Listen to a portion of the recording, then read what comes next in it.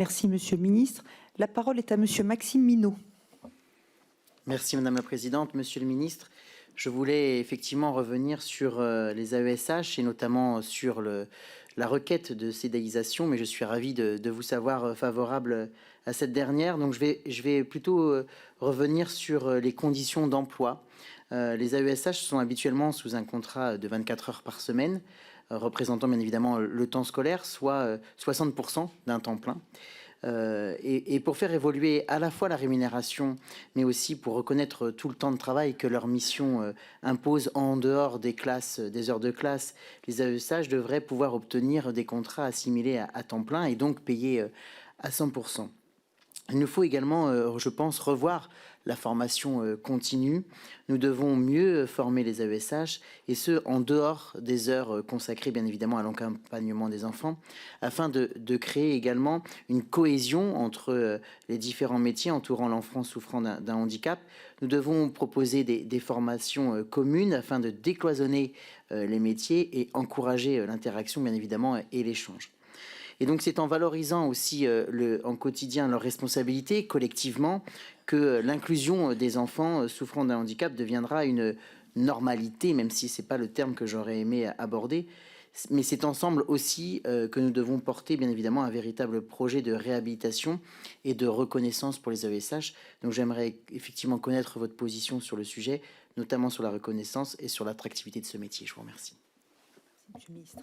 Merci Madame la Présidente. Merci Monsieur le député Minot.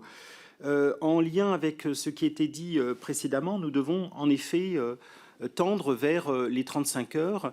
Il y a la possibilité maintenant d'associer le périscolaire de façon beaucoup plus évidente qu'auparavant et nous allons faire des propositions lors de la conférence nationale sur le handicap pour aller vers les 35 heures.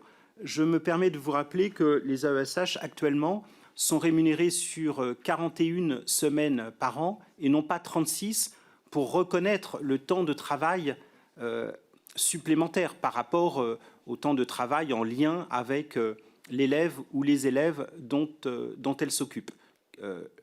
41 semaines, ça représente 3 heures en plus de leurs 24 heures hebdomadaires. Je suis en accord avec vous sur le fait qu'il faut mieux former les AESH. Alors, sur le papier, les AESH disposent de 60 heures de formation.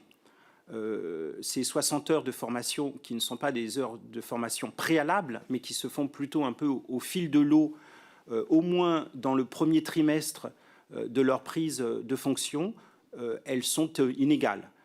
Et nous devons faire mieux du point de vue de la formation des AESH. Je pense que c'est un point tout à fait important et nous réfléchissons à une manière de mieux former les AESH. Les 35 heures, une meilleure formation, une meilleure rémunération, voilà des éléments qui me semblent importants pour reconnaître l'importance du métier d'AESH et également, comme je l'indiquais,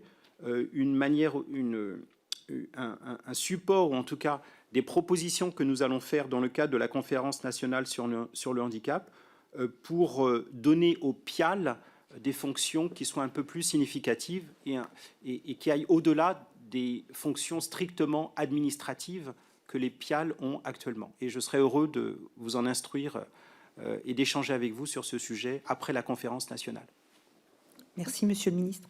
La parole est à Madame Fathia